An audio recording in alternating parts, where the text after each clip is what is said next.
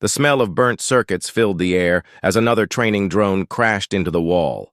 Cadet Zara picked up her energy rifle and shook her head. These practice sessions always ended the same way. Too easy. Everything at the Galactic Military. Academy felt too easy these days. "Clean that mess up," barked Instructor Voss from across the training room. His green scales caught the light as he turned to face the class. "And next time, try not to destroy Academy property." Zara and the other cadets gathered around the smoking remains of what used to be a combat drone. These machines were supposed to simulate enemy fighters, but they moved too slowly and thought too simply. Any decent Academy student could take them down without breaking a sweat. "Sir, when do we get to fight something challenging?" asked Cadet Rex, his forearms crossed in frustration. "These drones are jokes," Voss laughed, a sound like grinding metal. "You want a challenge? Wait until you meet real enemies in the field. The universe is full of species that think they can stand against the consortium. Most learn quickly how wrong they are."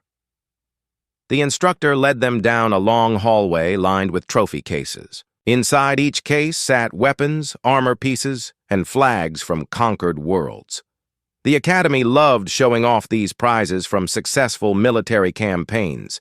Each item told a story of another species that thought it could resist consortium rule. "Today, we start studying actual combat footage," Voss announced as they entered a dark classroom. "Professor Crix will be teaching you how different species fight, and more importantly, how they die." The classroom held 30 seats arranged in rows facing a massive holographic display. Students from across the galaxy sat together representing the best of their species. Alterians with their green scales, four-armed Nexians, insect-like hive members, and others. All united under consortium rule, all training to expand that rule further. Professor Crix entered through a side door, his movements quick and precise. Unlike the other instructors, Crix had actually seen real combat. Scars covered his arms, and one of his eyes was artificial. When he spoke, everyone listened. "War is not about being brave," Crix began without any greeting. "War is about understanding your enemy better than they understand you. Today we study a newly contacted species called humans." The holographic display showed a blue and green planet rotating slowly. Continents and oceans moved past as the image zoomed in to show cities and settlements scattered across the surface. "Humans are what we call a primitive species," Crix continued. "They have barely left their home world. Their technology is thousands of years behind ours. They fight with chemical explosives and metal projectiles. Their fastest ships take months to travel distances we cross in days." Several cadets chuckled. Another easy conquest, they thought, just like all the others. However, Crix raised his voice. "Primitive does not mean harmless. These humans have been fighting each other for their entire recorded history. They know war in ways that might surprise you." The display changed to show human soldiers in combat. The cadets watched with interest as humans used their crude weapons against each other. The battles looked chaotic and messy compared to the clean, organized warfare the consortium preferred. "Notice how they adapt." Crix pointed to specific moments in the footage. "When their weapons fail, they improvise. When their plans fall apart, they find new ones immediately. This flexibility can be dangerous if underestimated." Zara leaned forward in her seat. Something about these humans seemed different from other species she had studied. Most primitive races fought in predictable patterns, following ancient traditions and rigid tactics. These humans seemed to change their approach constantly, learning and adjusting as they went. "Now we will examine footage from our first major contact with human military forces," Crix announced. "This recording comes from Operation Clean Sweep, a routine pacification mission at a human research facility called Kepler Station." The display flickered and changed to show the interior of a spacecraft. Consortium soldiers in full combat armor checked their weapons and equipment.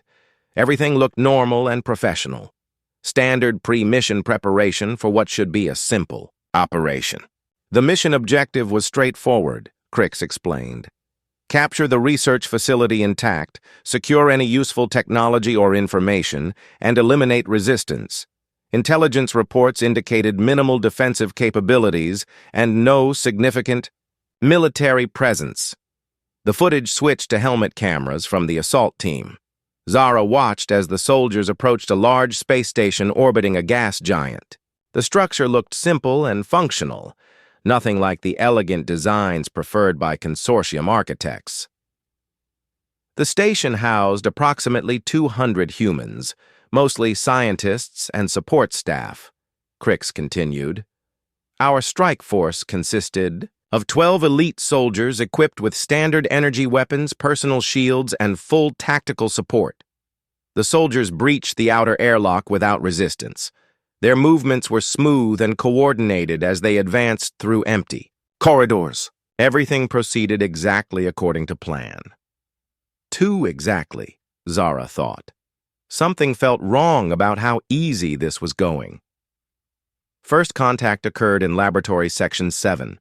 Crix said, as the footage showed the soldiers approaching a set of heavy doors. Watch carefully. This is where the mission began to deviate from projections. The doors burst open and the soldiers moved inside, weapons raised and ready. The laboratory was filled with strange equipment and scientific instruments. Computer displays showed complex data that meant nothing to the soldiers. Everything looked harmless enough. Then a human female appeared on screen. She stood behind a laboratory table, her hands raised in apparent surrender. She looked young and frightened, exactly what the soldiers expected from a civilian scientist. Her dark hair was pulled back and she wore a simple white coat over plain clothes. Nothing about her appearance suggested any kind of threat. Please don't shoot, the human said in heavily accented consortium standard language. I am Dr. Maya Torres. I am not armed. I surrender. The lead soldier stepped forward, energy rifle trained on the human. This was routine. Secure the civilian. Gather information. Move to the next area. Standard procedure for dealing with non-combatants. State your research focus, the soldier demanded. Xenobiology, Maya replied. I study alien plant samples. Nothing military, nothing dangerous. Zara noticed something in Maya's eyes that the soldiers missed. The human looked scared, but underneath that fear was something else. Something that reminded Zara of the look her own instructors got when they were about to spring a surprise test. The footage continued as the soldiers spread out through the laboratory, searching for useful materials. Maya remained still, hands visible, posing no apparent threat. Everything continued according to standard protocol. Then Maya smiled. What you are about to see, Professor Crix said quietly, changed everything we thought we knew about humans. Maya Torres moved faster than any human should be able to move. 1 second she stood with hands raised in surrender. The next second she was diving behind a laboratory table as sparks flew from destroyed equipment all around her. The consortium. Soldiers had barely begun to react when Maya's first improvised weapon activated. She had somehow turned a simple protein analyzer into an electromagnetic pulse device. Every soldier's personal shield flickered and died simultaneously. Their advanced armor became just heavy metal suits in an instant. Impossible, whispered Cadet Rex. How did she know our shield frequencies? Professor Crix paused the footage. She didn't. Watch her eyes in the previous sequence. She was studying the energy readings on their equipment displays. Maya Torres figured out our shield harmonics by observing the output patterns. Zara felt her stomach twist. That kind of analysis should take trained engineers hours of careful study. Maya had done it in minutes while pretending to be a helpless prisoner. The footage resumed. Maya rolled across the floor as energy bolts seared the air above her head. She reached a chemical storage unit and began mixing compounds with movements so quick they blurred. Her hands worked like she had done this 1,000 times before. "Contact command!" one soldier shouted into his communicator. "We have active resistance. Subject is not behaving according to profile. Maya looked up from her chemical work and smiled again. Profile? She called out in perfect consortium standard language, no accent this time. You mean the psychological assessment that assumed I would collapse in terror when faced with superior firepower? She threw her homemade chemical bomb with perfect accuracy. It struck the wall behind the soldiers and released a cloud of dense green smoke. Their thermal vision failed immediately. Their advanced sensors registered nothing but static. Maya had somehow created a substance that disrupted every detection method they relied upon. Thermal negative, motion sensors down, cannot acquire target, the lead soldier reported. His voice carried a note of confusion that Zara had never heard from consortium forces before. From within the smoke cloud came a sound that made every cadet in the classroom sit up straight. Maya Torres was laughing. Not the desperate laughter of someone in shock, but the confident laughter of someone enjoying herself. You know what your biggest mistake was? Maya's voice seemed to come from every direction at once. You assumed that because our technology is primitive, we are primitive too. You forgot that intelligence and technology are not the same thing. The first soldier went down hard, struck by something that sent him flying across the room. His armor registered. Multiple impact points but showed no weapon signatures. Maya was using improvised kinetic weapons that their sensors couldn't identify. The second soldier spun around, trying to track the source of the attack. A modified laboratory clamp struck him in the head with enough force to crack his helmet. He collapsed next to his teammate, unconscious but alive. She's not killing them, Zara observed. She could, but she's choosing not to. Professor Crix nodded grimly. Maya Torres demonstrated something more frightening than murderous intent. She showed restraint and precision under extreme stress. These are qualities of a professional warrior, not a panicking civilian. The smoke began to clear, revealing Maya standing calmly in the center of the laboratory. She held a device cobbled together from scientific equipment that looked like no weapon in any military database. 3 soldiers lay unconscious around her. The remaining 9 had her surrounded, but somehow she still looked completely in control of the situation. Now we can talk properly, Maya said, setting her improvised weapon on the table. I am Dr. Maya Torres, xenobiologist, and I have been waiting to meet representatives of the consortium for a very long time. The lead soldier kept his rifle trained on her. You will surrender immediately or face termination. Maya shook her head. I don't think you understand the situation. Your mission was to capture this facility intact and gather intelligence. I am offering you something much more valuable than anything you could take by force. She walked to a computer terminal and activated a holographic display. The image showed detailed schematics of consortium technology, accurate down to the smallest components. Ship designs, weapon specifications, shield generators, everything. How do you have this information? The soldier demanded. Because every time your people made contact with human traders, diplomats, or scientists, we were studying you just as carefully as you were studying us, Maya explained. The difference is, we were better at it. The display changed to show tactical analyses of consortium military operations, battle plans, troop movements, supply chains, all mapped out with frightening accuracy. Maya had somehow gathered intelligence that should have been impossible for any human to obtain. We know about your 14 major fleet positions, Maya continued casually. We know your standard operating procedures for pacification missions. We know your technology's strengths and weaknesses. Most importantly, we know that you always underestimate species you consider primitive. One of the soldiers moved to flank Maya from her left side. Without even looking, she pressed a button. On her console, a blast of pressurized air from the station's environmental systems knocked him off his feet and sent him sliding across the smooth floor. The question now, Maya said, still watching the main display, is whether you want to continue this mission, as planned and lose more soldiers, or whether you want to hear what I'm really offering. The lead soldier spoke quietly into his communicator, probably requesting orders from his superiors. Maya used the delay to make more adjustments to her improvised equipment. Each modification seemed to give her additional advantages over the increasingly frustrated consortium forces. "Command wants to know your terms," the soldier finally said. Maya's smile grew wider. "I don't have terms. I have a demonstration." She activated another device and the laboratory's lights went out. Emergency power kicked in a second later, but that second was enough. When the lights returned, 2 more soldiers were down, and Maya stood next to a wall panel she hadn't been near before. "Your armor's power systems are impressive," Maya commented, "but they have a critical vulnerability that becomes apparent when someone understands how your energy distribution networks function." The remaining soldiers checked their equipment, displays, and found exactly what Maya had warned them about. Their power levels were dropping steadily. She had somehow infected their systems with a virus that was draining their batteries.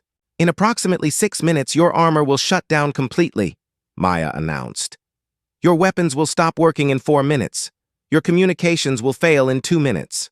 Unless you want to continue this fight in your underwear, I suggest you listen carefully." Zara realized she had been holding her breath. Around her, other cadets were staring at the screen in stunned disbelief. This wasn't supposed to be possible.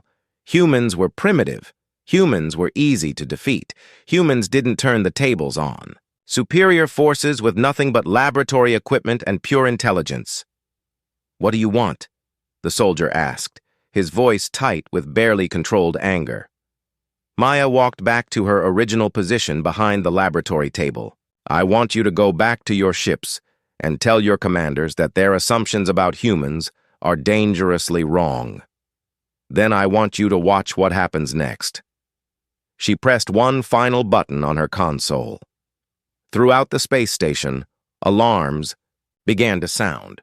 Red lights flashed in the corridors as blast doors sealed automatically. Maya had somehow taken control of the entire facility's security system. "Your extraction point is now sealed," Maya announced. "Your backup routes are blocked, your ship's docking clamps have been released, and your vessel is drifting away from the station. In short, gentlemen, you are trapped here with 200 humans who now know exactly how dangerous you really aren't." The footage ended abruptly, leaving the classroom in complete silence. The silence in Professor Cricks's classroom stretched on until Cadet Rex finally found his voice. His 4 arms gestured wildly as he spoke, a sign of extreme agitation among his species. "That cannot be real footage," Rex declared. "No primitive species could defeat consortium soldiers so easily. This has to be some kind of training simulation." Several other cadets nodded in agreement. They needed to believe it was fake. The alternative was too disturbing to accept. If humans could do what they just witnessed, then everything they had been taught about consortium superiority was wrong. Professor Cricks walked to his desk and pulled out a data pad. "Mission Report 7731 Delta, Operation Clean Sweep, Kepler Station. Filed 3 months ago by Commander Vex of the 4th Pacification Fleet. 12 soldiers deployed, 0 casualties, mission status classified as failed." He held up the pad for everyone to see. The official consortium seal glowed at the top of the document, along with priority encryption codes that proved its authenticity. "Failed?" asked Cadet Zara. "But none of the soldiers died. How does that count as a failure?" Cricks activated another display showing the aftermath of the mission. The consortium assault ship floated dead in space, all systems shut down. Inside Kepler Station, 12 elite soldiers sat in the cafeteria drinking human coffee while Maya Torres explained the finer points of asymmetric warfare to anyone willing to listen. The soldiers were eventually rescued, Cricks explained, but not before Maya Torres had broadcast detailed tactical information to every human facility in the sector. She turned what should have been a simple capture mission into the largest intelligence leak in consortium history. Zara raised her hand. "Sir, what happened to Maya Torres after the mission?" The professor's expression grew darker. "That is classified information that I am not authorized to discuss. However, I can tell you that she was not captured, and her Current whereabouts remain unknown. The classroom erupted in whispered conversations as cadets tried to process this information. Zara found herself thinking about Maya's final words in the footage. She had warned the soldiers to watch what happens next. What had she meant by that? After class, Zara made her way to the Academy's research library. The facility contained databases covering every known species in the galaxy, along with detailed military analyses of their capabilities and weaknesses. If she wanted to understand what made humans so dangerous, this was where she would find answers. The human section of the database was surprisingly small. Most of the files focused on their primitive technology and basic social structure. There were detailed reports on their chemical explosives and kinetic weapons, but very little analysis of human psychology or tactical thinking. Zara dug deeper, accessing historical records that most cadets never bothered to read. What she found made her skin crawl with a mixture of fascination and horror. Humans had been fighting wars for over 10,000 years. Not occasional conflicts over resources or territory, but constant, brutal warfare that pushed their species to develop increasingly sophisticated methods of killing each other. They had created weapons that could destroy entire cities, tactics that could defeat enemies 10 times their size, and strategies that turned every disadvantage into a potential victory. The more Zara read, the more she understood why Maya Torres had been so confident in that laboratory. This wasn't a panicking scientist improvising desperately. This was a representative of a species that had spent millennia perfecting the art of war. Studying our next conquest? Zara looked up to find Cadet Dex standing behind her. The tall, blue-skinned Altarian was known for his arrogance and his family's connections to high-ranking military officials. Trying to understand what happened at Kepler Station? Zara replied. Dex laughed and sat down across from her. What happened is simple. Our soldiers got careless and let one primitive trick them with basic science experiments. It won't happen again. Zara turned her screen so Dex could see what she had been reading. Did you know humans have a military concept called total war? It means using every resource of their entire civilization to destroy their enemies. They invented this idea over 1,000 years ago. So what? Dex shrugged. Any species can throw everything they have at a problem. That doesn't make them dangerous. But humans don't just throw resources at problems, Zara explained. They transform those resources into weapons. During one of their historical wars, they turned their entire industrial base from making civilian goods to producing military equipment in less than 2 years. Factories that made toys started making bombs. Scientists who studied flowers started designing chemical weapons. She pulled up another file showing human technological development during wartime. Look at this. In just 6 years of conflict, humans went from flying simple aircraft to building machines that could cross entire oceans. They developed new medicines, new materials, new manufacturing processes, all because they needed advantages over their enemies. Dex leaned forward to read the data more carefully. His expression slowly changed from amused dismissal to worried concentration. These advancement rates are impossible, he said finally. No species improves their technology this quickly. Humans do, Zara replied, but only when they're fighting for survival, and right now, they probably think they're fighting for survival against us. She opened another file that made Dex go completely silent.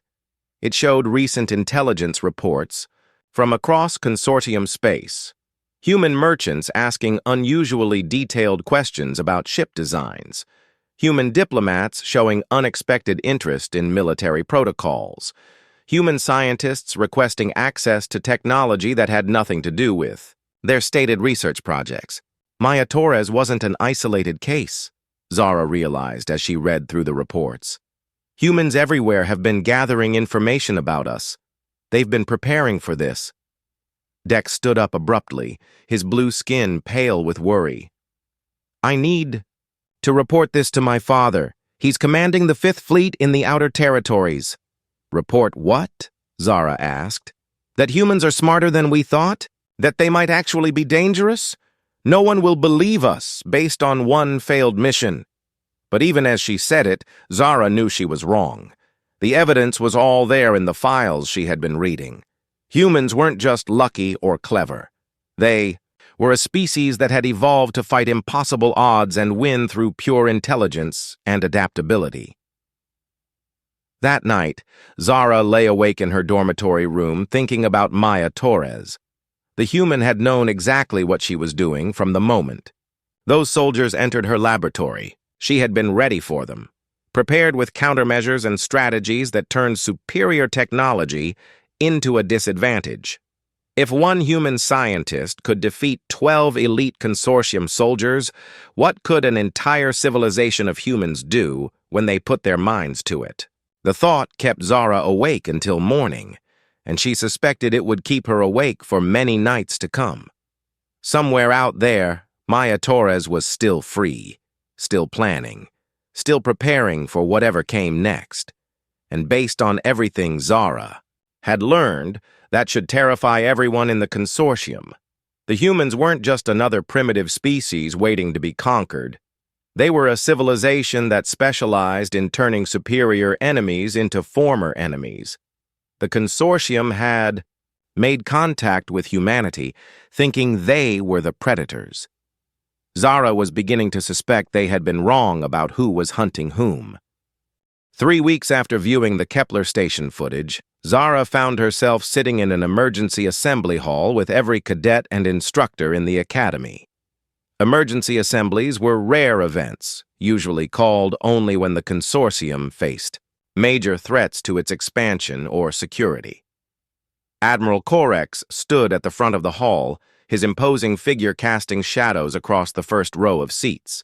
The Admiral's reputation preceded him wherever he went. He had personally overseen the conquest of 17 different species and had never failed to complete a mission. "We are facing an unprecedented situation," Admiral Corex began without preamble. "Intelligence reports from across consortium space indicate coordinated resistance activities among human populations. What we initially dismissed as isolated incidents now appears to be part of a larger pattern. The main display activated, showing a star map of consortium territory. Red indicators appeared at dozens of locations scattered throughout human-occupied space. Each indicator represented what the files called an anomalous event involving human civilians. Kepler Station was not unique, the Admiral continued. Similar incidents have occurred at mining facilities, trading posts, diplomatic stations, and research installations. In every case, humans who appeared to be non-combatants have demonstrated capabilities far beyond our projections." Zara recognized several names from her research. The mining facility where human workers had somehow caused an entire consortium, excavation team, to become trapped in their own equipment. The trading post, where a human merchant had talked 3 different alien species into revealing classified military information. The diplomatic station where human negotiators had walked away with strategic intelligence while leaving their consortium counterparts wondering what had just happened. "These humans are not soldiers," Admiral Corex emphasized. "According to their own records, they are scientists, merchants, workers, and civilians, yet they consistently outmaneuver trained consortium personnel using nothing but intelligence and improvisation." Cadet Rex raised one of his 4 hands. "Sir, how is this possible? Our intelligence clearly shows that humans have no formal military training programs for civilians." The Admiral's expression grew grim. "That assessment appears to have been incorrect. Further investigation reveals that human education includes extensive study of historical conflicts, strategic thinking, and what they call critical problem-solving skills. Every human child learns about famous military victories achieved by smaller forces defeating larger ones." A new display appeared showing human educational materials. Textbooks filled with battle analyses, strategic case studies, and detailed examinations of asymmetric warfare. Children as young as 10 years old were learning the same tactical principles that Maya Torres had used against consortium soldiers. They don't train soldiers, Zara whispered to herself. They train their entire population to think like soldiers. Professor Crix, who had been sitting quietly in the front row, stood up to address the assembly. Admiral, what are the current threat? Assessments for human-occupied territories? Admiral Corex activated another display showing casualty reports and mission failures. The numbers were small, but consistent. Consortium forces were experiencing higher-than-expected difficulties in every system with significant human populations. No military defeats, the Admiral admitted, but significantly reduced operational efficiency. Missions that should take days are taking weeks. Simple objectives are becoming complicated operations. Most concerning, humans appear to be sharing information and tactics faster than our intelligence services can track. The display changed again to show communication intercepts between human settlements. The messages seemed innocent enough at first glance, discussing trade goods, family, news, and scientific discoveries. But when analyzed more carefully, they contained detailed tactical information disguised as casual conversation. They're using their own civilian communication networks as military intelligence channels, Professor Crix observed. Every human, merchant ship, every diplomatic mission, every scientific expedition is potentially gathering and distributing strategic information. Admiral Corex nodded gravely. Our analysts estimate that human settlements now possess detailed intelligence on consortium military capabilities, deployment patterns, and operational procedures. They know us better than most of our own allies do. The implications hit the assembly like a physical blow. If humans understood consortium tactics and technology so thoroughly, they could predict and counter almost any military action. The advantage of surprise, which had been crucial to most successful conquests, was completely lost. What about Maya? Torres? Cadet Dex called out. Has she been located? The Admiral's pause before answering told everyone in the hall everything they needed to know. Dr. Maya Torres has become what human military history calls a force multiplier, Admiral Corex said finally. Intelligence reports suggest she is traveling between human settlements, providing training in advanced resistance techniques. Every location she visits experiences a dramatic increase in effective opposition to consortium operations. Zara felt a chill run down her spine. Maya wasn't just hiding from consortium forces. She was actively working to make every human settlement more dangerous, more capable of defending itself against superior technology and numbers. The situation is further complicated by human psychological warfare capabilities, the Admiral continued. They have begun broadcasting what they call educational programs throughout their communication networks. These programs teach other species how to resist consortium expansion using human tactical methods. The final display showed intercepted transmissions from human settlements to recently contacted alien civilizations. The messages contained detailed instructions for asymmetric warfare, intelligence gathering, and resistance organization. Humans were teaching other species how to fight the consortium using the same methods Maya Torres had demonstrated at Kepler Station. In summary, Admiral Corex concluded, we are no longer dealing with a primitive species awaiting conquest. We are facing a civilization that specializes in studying superior opponents and finding ways to defeat them.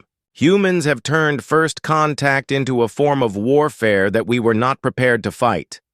The assembly hall fell silent as cadets and instructors absorbed this information. Everything they had been taught about consortium supremacy suddenly seemed less certain. If humans could do this to them, what did it say about their military doctrine? What did it say about their assumption that advanced technology always won wars? What are our orders, sir? Professor Crix asked. Admiral Corex looked around the assembly hall, meeting the eyes of cadets who had come here expecting to learn how. To conquer the galaxy. All contact with human settlements is suspended pending further analysis. No military operations in human-occupied space until we develop new tactical approaches specifically designed to counter their capabilities. The admission hung in the air like a confession of failure. The mighty consortium, rulers of hundreds of worlds and dozens of species, had been forced to retreat by a civilization that still used chemical rockets to reach orbit. As the assembly dispersed, Zara overheard conversations that would have been unthinkable just a month earlier. Cadets questioning whether the consortium's technological advantages were as decisive as they had been taught. Instructors wondering if their military theories needed fundamental revision. But what disturbed Zara most was a comment she heard from Admiral Corex as he spoke quietly to Professor Crix near the exit. "The real problem isn't that humans are dangerous," the Admiral said. "The real problem is that they're teaching everyone else to be dangerous too. Maya Torres isn't just training human resistance fighters. She's creating a template that any species can use against us." Zara realized with growing horror that the consortium hadn't just encountered a difficult opponent. They had found a species that could teach the entire galaxy how to resist consortium expansion. Humans were turning the art of defeating superior forces into something that could be learned, copied, and shared. The hunters had definitely become the hunted, and the prey was teaching everyone else how to hunt. 6 months had passed since the emergency assembly, and Zara barely recognized the academy anymore. What had once been a confident training ground for future conquerors now felt more like a desperate research facility trying to solve an impossible puzzle. The morning briefings had become exercises in cataloging failures. Another consortium diplomatic mission had returned empty-handed after human negotiators somehow extracted more information than they gave. Another trade expedition had been forced to abandon operations when human merchants demonstrated an uncomfortable understanding of consortium economic vulnerabilities. Another scientific exchange had ended with human researchers walking away with technology specifications that should have been classified. Zara made her way to Professor Crix's new classroom, which had been converted from a trophy room into something resembling a war planning center. The walls were covered with star charts, intelligence reports, and tactical analyses that grew more disturbing each day. "Take your seats quickly," Professor Crix announced as students filed in. "We have received new intelligence that changes everything we thought we understood about the current situation." The main display activated to show a familiar figure. Maya Torres stood at the center of what appeared to be a large auditorium filled with humans from various settlements across the galaxy. But this wasn't the desperate scientist from the Kepler station footage. This Maya Torres looked confident, organized, and most frighteningly of all, she looked like a teacher addressing her students. "This broadcast was intercepted yesterday," Professor Crix explained. "It was transmitted simultaneously to every human settlement in consortium space, as well as to 16 different alien civilizations currently under evaluation for potential conquest." Maya began speaking, her voice clear and carrying easily through the auditorium. "6 months ago, many of you watched footage of what happened at Kepler Station. Some of you asked if that incident was just luck, or if it represented something more significant. Today, I want to show you what we've learned about our new neighbors in the consortium."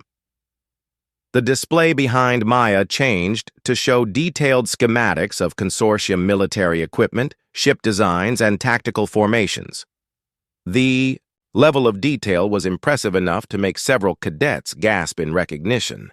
This wasn't basic intelligence gathered from casual observation.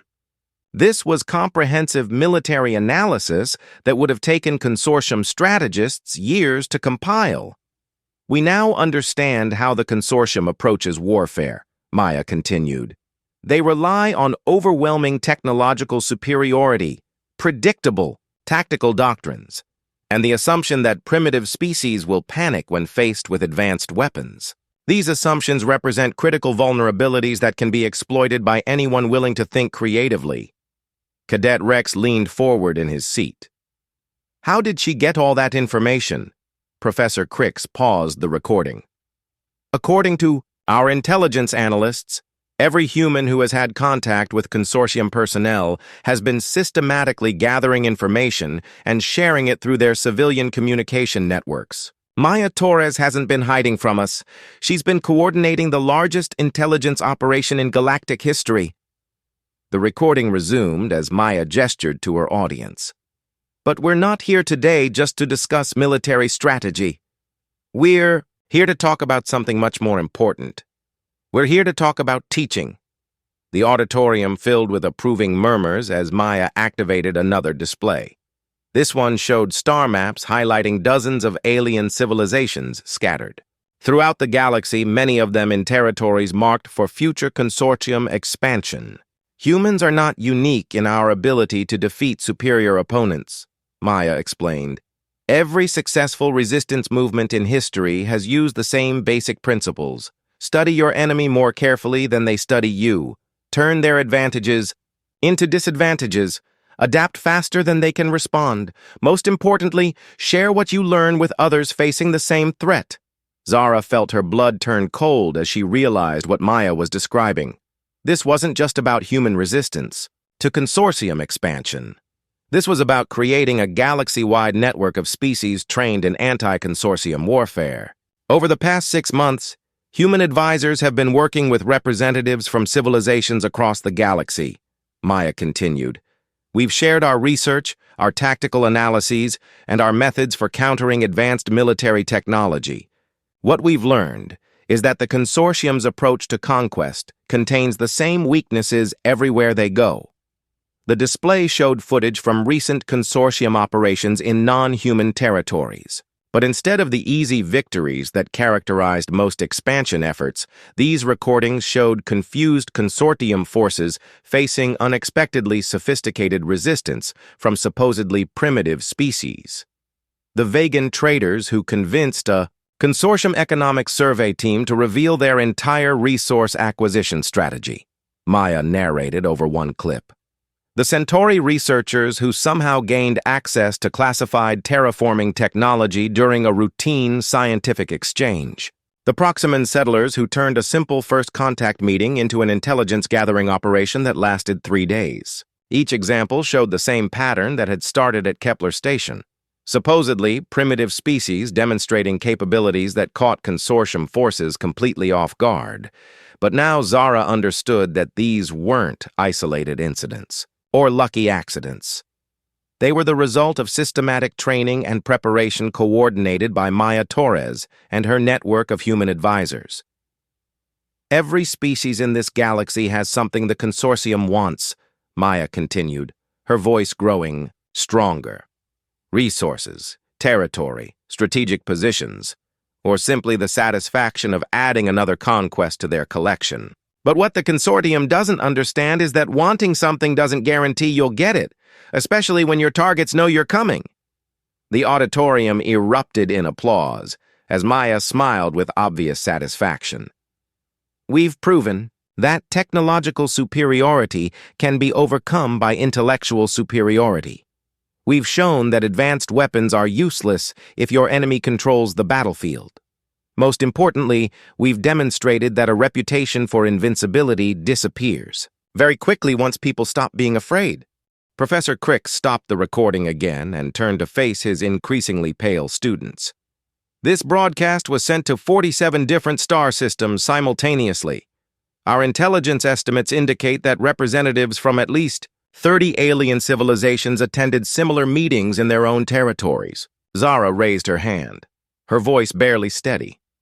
Sir, are you saying that humans have organized a galactic resistance movement? That appears to be exactly what they've done, Professor Crix replied grimly. And they've done it using our own contact protocols against us. Every diplomatic mission, every trade negotiation, every scientific exchange has been an opportunity for them to recruit new allies and share tactical information. The recording resumed as Maya addressed questions from her audience. One human asked about the risks of teaching resistance techniques to species they had never met before. That's the beautiful thing about asymmetric warfare, Maya explained. The techniques work regardless of biology, technology level, or cultural background. The principles that helped one human scientist defeat 12 consortium soldiers can be adapted by any intelligent species facing a superior opponent. Another voice from the audience asked about consortium retaliation. Maya's expression grew serious as she considered the question. The consortium will certainly try to respond to what we're doing, she admitted. They'll develop new tactics, create countermeasures, possibly even attempt direct military action against human settlements. But here's what they don't understand about resistance movements. Every action they take against us makes us stronger, not weaker. She gestured to another display showing historical examples from human military conflicts. Oppressive regimes throughout history have made the same mistake. They think that applying more pressure will make resistance collapse. Instead, pressure creates unity, shared purpose, and more creative methods of opposition. Cadet Dex stood up abruptly, his blue skin flushed with anger. This is treason against the natural order. The consortium brings civilization and order to primitive worlds. These humans are teaching chaos and rebellion. Professor Crix looked at Dex with an expression of pity. Sit down, Cadet. You're missing the point entirely. But Maya Torres, speaking from the recorded broadcast, seemed to address Dex's objection directly. Some of you may be wondering if what we're doing is morally justified. After all, the consortium claims to bring order and advancement to the galaxy. Let me ask you a simple question. When was the last time anyone asked your species if you wanted to be conquered? The auditorium fell silent as Maya continued. Consent matters. Choice matters. The right to determine your own civilization's future matters. The consortium offers advancement at the cost of independence, progress at the price of freedom. We're simply offering an alternative, the knowledge and tools to remain free while still advancing on your own terms. Zara realized that Maya wasn't just teaching military tactics. She was spreading an idea that was perhaps even more dangerous, to consortium expansion. The idea that being conquered wasn't inevitable, that resistance was possible, and that freedom was worth fighting for. In closing, Maya said as the recording neared its end, I want to share something important with our new friends across the galaxy.